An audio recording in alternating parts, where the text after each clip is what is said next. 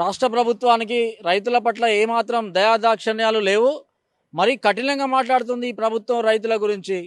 నిన్నగాక మొన్న ముఖ్యమంత్రి గారు మాట్లాడినటువంటి మాటలు వింటుంటే నల్గొండ జిల్లాకు సంబంధించినటువంటి రైతులందరూ తిరగబడే పరిస్థితి ఏర్పడుతుంది. మంగళ్య షాపింగ్ మాల్ ఇప్పుడు దిల్సుఖ్ నగర్ మెయిన్ రోడ్ లో జూలై 17న గ్రాండ్ ఓపెనింగ్. రక్తం చల్లుకొని పంటలు పండించుకోవాలని మాట్లాడుతుండు. అసలు వ్యవసాయం గురించి ముఖ్యమంత్రికి తెలుసా తెలియదా అని మేము అడుగుతున్నాం. రైతులు ఎప్పుడైనా ఆశాజీవి, కష్టజీవి.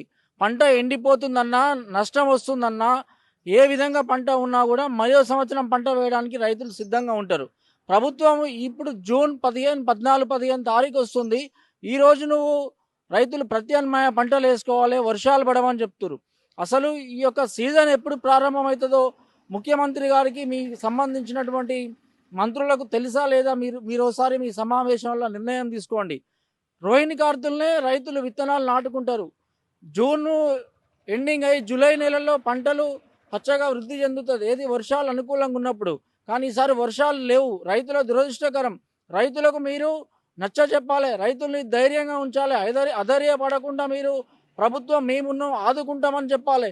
అంతేగాని వర్షాలు పడకుండా కూడా మీరు పంటలు ఏ విధంగా వేసిరని, మీరు పంటలు వేసిరు కాబట్టి మీ రక్తంతో పంటల మీద జల్లి పంటలు పండించుకోండి, మీకు రైతులకు కొవ్వు పట్టింది, బల్బు పట్టిందని స్వయాన రాష్ట్ర ముఖ్యమంత్రి గారు మాట్లాడినటువంటి మాటలు. ఈ విధంగా ఎవరు కూడా, ఏ పార్టీ, ఏ రాజకీయ నాయకుడు, ఏ ముఖ్యమంత్రి కూడా మాట్లాడినటువంటి పరిస్థితి లేదు. ఇప్పుడు వేరే రాష్ట్రాల విపరీతమైన వర్షాలు పడుతూ ఉన్నాయి. గోదావరి నుంచి సముద్రంలో వర్షం, అటు వరద నీరు వెళ్ళిపోతుంది, ఇటు ఆల్మట్టి డ్యాంలో నిండుతుంది అన్నటువంటి సమాచారం వినిపిస్తుంది.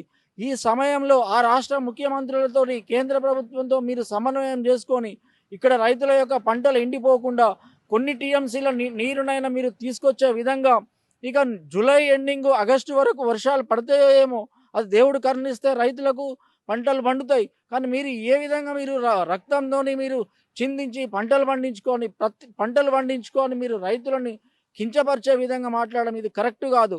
ముఖ్యమంత్రి పైన ఈరోజు జిల్లా వ్యాప్తంగా రైతాంగం మొత్తం తిరగబడతాం.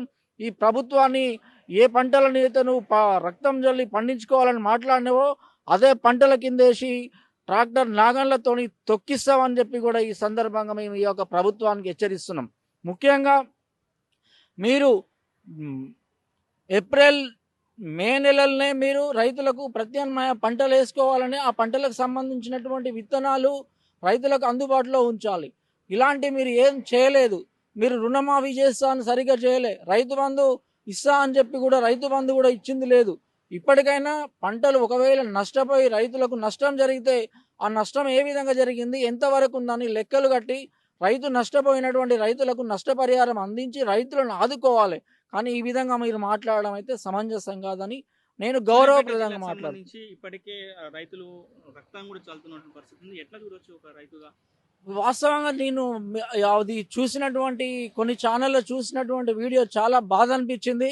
ఆ పరిస్థితి చూస్తే ప్రతి రైతుకు కూడా, ప్రతి భూమి మీద అన్నం తింటున్నటువంటి ప్రతి మనిషి, ఎందుకంటే రైతు కష్టపడి పండించినటువంటి పంటనే ఈరోజు ప్రజలందరూ ప్రతి ఒక్కరు తింటారు. మరి ఆ విధంగా వాళ్ళు తమ ఒంట్లో ఉన్నటువంటి రక్తాన్ని తీసి చల్లుతురు అంటే ఇది ఊహించుకుంటే చాలా బాధాకరం.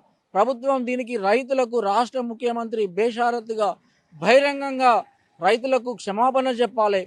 మీరు ఒకవేళ వర్షాలు పడకుండా రైతులకు ఇదే పరిస్థితి ఏర్పడితే ఏం చేయాలనేది మీ యొక్క మంత్రులకు, మీకు వ్యవసాయం పట్ల అవగాహన లేకపోతే క్షేత్రస్థాయిలో రైతుల దగ్గరికి వచ్చి ఏం చేస్తే బాగుంటుంది అనేది మీరు రైతులతో సమావేశం పెట్టుకొని ఈ యొక్క రైతులకు మంచి జరిగే విధంగా మీరు ఆలోచన చేయాలి. కానీ ఏసీ రూమ్లలో కూర్చొని, ఫ్యాన్ల కింద కూర్చొని, టీవీల ముందల ఒక జర్నలిస్ట్ అడిగినటువంటి ప్రశ్నకు ఆయన చెప్పినటువంటి సమాజం ఈరోజు నల్గొండ జిల్లా కానీ, యావత్ తెలంగాణ రైతాంగం కానీ, ప్రజలు కానీ చీదరించి చీకొట్టుకునే పరిస్థితి ఏర్పడుతుంది. ఇంతమంది రక్తం పోస్తే పొలం తడుస్తుంది సార్. ఇక చూసిరుగా మీరు, మా పొలం చూడ్రి ఎండిపోయింది, తర్వాత నీళ్లు పెడితేనే తడుస్తుంది.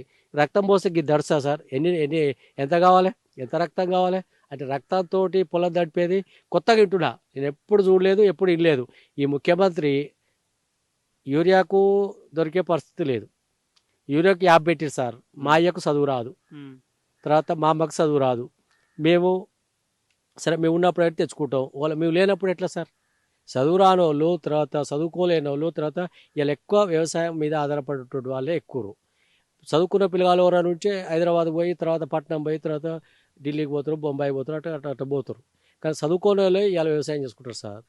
చదువుకోని వాళ్ళు వ్యవసాయం చేసుకుంటే వాళ్ళకు యాప్ పెట్టి యూరియా పెట్టి వెనకట రోజులు మళ్ళా గుర్తుకొస్తున్నాయి సార్. వెనకట అప్పుడు మా అయ్యమ్మలు చెప్పేది, అరే మేము అప్పుడు మా చెప్పులు లైన్లో పెట్టేదిరా, పాస్బుక్ లైన్లో పెట్టేదిరా అని చెప్పేది. ఇప్పుడు మళ్ళీ గయ్యే వస్తున్నాయి రోజులు అని చెప్పేసి మా ఇంటికాడ రోజు మా అమ్మ లొల్లి, మా అయ్య లొల్లి ఏంది, తర్వాత పాస్ పుస్తకాలు తర్వాత ఎంత అని చెప్పేసి చాలామంది లొల్లి పెట్టే పరిస్థితి వచ్చింది సార్. ఇప్పుడు రేవంత్ రెడ్డి ముఖ్యమంత్రి అయిన తర్వాత మాకు కొత్త పదాలు నేర్పుతున్నారు సార్. ఇదివరకు వెనకట నీళ్లు పెడితే మూటకు వచ్చి బాయిలకి వెళ్ళి చెలిమే ఊట పట్టుకొని పొలం నాటుకునేది, నీళ్ళు తాగేది. చెలిమ తీస్తే నీళ్లు గినిగిని వచ్చేది. కానీ ఇప్పుడు ఏం చెప్తున్నా అంటే రేవంత్ రెడ్డి కొత్త పదం కనుక్కోండి, డిక్షనరీలో లేని పదం కనుక్కున్నట్టు అయిపోయింది సార్. ఎందుకంటే ఏ పుస్తకంలో కూడా ఏ డిక్షనరీలో కూడా ఈ పదాలు దొరకవు. ఎందుకంటే గూగుల్లో కొట్టా కానీ దొరకనటువంటి పదాలు ఈ రక్తంతో పొలం తడుపుకునేది. అంటే ఎవరి కోసే రక్తం వెళ్తుంది, ఎంతమందిని కోసే రక్తం వెళ్ళాలి అంటే రక్తాలు అంటే రోజు ఆయన ఏం చేయాలి, లక్షలాది మందిని రైతులను చంపేటువంటి పరిస్థితి ఈరోజు తీసుకొచ్చిండు. అంటే లక్షల మంది రైతులను చంపినా రక్తంతో పొలాలను నడపలేము, తర్వాత ఆఖరికి మన ఇల్లును కూడా నడపలేము. మనం అనుకుంటుండొచ్చు ఆయన రేవంత్ రెడ్డి గారు, ఎందుకంటే కొత్త ఇంటిలో పోవాలంటే నూతన గృహప్రవేశం చేయాలంటే మేకను కోస్తాంగా, మేకను కోసినప్పుడు ఎంత తడుస్తుంది రక్తంతో, గిత్తది జాగ తడుస్తుంది. అట్లనే మరి మతిలో అనుకోని మరి ఏమన్నా మంత్రాలు గిట్ల తర్వాత ఏమైనా యంత్రాలు గిట్ల చేస్తుండో ముఖ్యమంత్రి అందరికీ. మరి ఆయన ఏమన్నా ఇప్పుడు కాక ఇది మన మహిళలకు 2500 ఇస్తున్నట్టు ప్రతి ఒక్కరికి ఏమన్నా దేవుని కాడికి పోయి మాయమంత్రాలు చేసి కోళ్ళని తర్వాత బహుమతి ఇచ్చి తర్వాత ఒక కోడిని కోస్తే మీకు అంతా మంచి జరుగుతుంది, ఇక మీకు మోటార్లు పట్టుకోని అవసరం లేదు, తర్వాత కరెంటు మీటర్ అవసరం లేదు అంటే వ్యంగ్యంగా ఈరోజు రైతులంటే ఒక చులకన భావన అయిపోయింది రాష్ట్ర ముఖ్యమంత్రికి. రాష్ట్ర ముఖ్యమంత్రి అంటూ ఏం చేయాలి సార్, రైతులని కానీ తర్వాత ఈ ప్రజలని కడుపులో పెట్టుకొని చూసుకోవాలి, కళ్ళలో పెట్టుకొని చూసుకోవాలి. అట్లా కాకుండా రైతులంటే ఒక ఎటకారంగా ఒక ఇకారంగా ఏహభావనతోటి అవహేళనతోటి మన మరి మీరు ముఖ్యమంత్రి గారికి మరి ఏం ప్రెస్టేషను తర్వాత ఏం ఆక్రోశమో కానీ ఆయనకు వేరే టోళ్ళ మీద ఉన్నటువంటి ఆక్రోశాన్ని అంతా కూడా ఈరోజు వేరే రూపంలో తీర్చుకునే బదులు ఈరోజు రైతుల రూపంలో రైతులను ఇబ్బంది పెట్టే రూపంలో మనుషులను కోసి రక్తాన్ని చల్లురు అంటే ఇది ఎక్కడి తోటి రైతులు. మీతో పాటు చాలా మంది రైతులు ఉంటారు, రైతులు మొత్తం ఏమనుకుంటున్నారు దీని మీద మొత్తం చూస్తే ఎట్లా ఏం డిస్కషన్ చేసుకుంటారు, ఏం మాట్లాడుకుంటారు ఇక్కడ కూర్చొని సార్.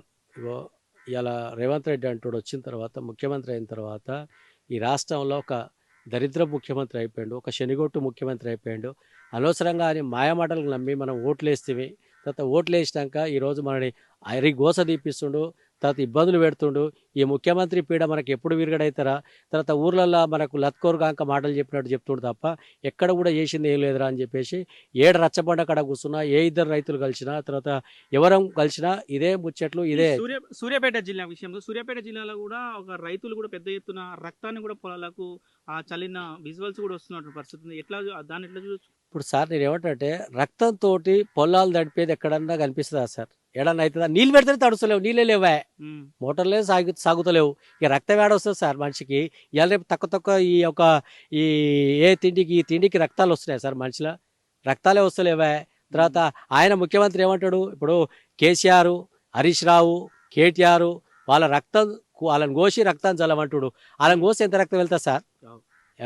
ఆ ఇంట్లో మేకను కోస్తే ఎంత రక్తం వెళ్తుందో గాలం కోస్తే గంత రక్తం వెళ్తుంది. సరిపోతుందా సార్ పొలానికి? ఇది రక్తం సరిపోతుంది అంటే రోజొకరు వచ్చి ఇక్కడ ఆత్మార్పణ చేసుకొని పొలం తడుపుకుంటాం సార్. రక్తంతో పొలాలు తడుస్తాయంటే నేను నా కుటుంబం అంతా కూడా రక్తం ఇస్తాం. అవుతుందా సార్? పొలం తడుస్తుందా? నాకు 8 ఎకరాలు ఉంది సార్. 8 ఎకరాలలో మా ఇంటి కుటుంబం అంతా రక్తం కోసుకొని రక్తం పోస్తే అవుతుందా సార్? ఎడని అవుతుందా? ఇది ఎక్కడ విచిత్రం, కొత్తగా ఇంటున్నా, ఎక్కడ ఇల్లేను. ఏ రాష్ట్ర ముఖ్యమంత్రి కూడా ఇంత రైతులని ఇంత అవహేళనగా ఇంత చులకనగా మాట్లాడడం నేను ఏ రాష్ట్ర ముఖ్యమంత్రి కూడా చూడలే. తొలిసారిగా ఈ ముఖ్యమంత్రిని చూస్తున్నా సార్, ఈ రేవంత్ రెడ్డి గారినే.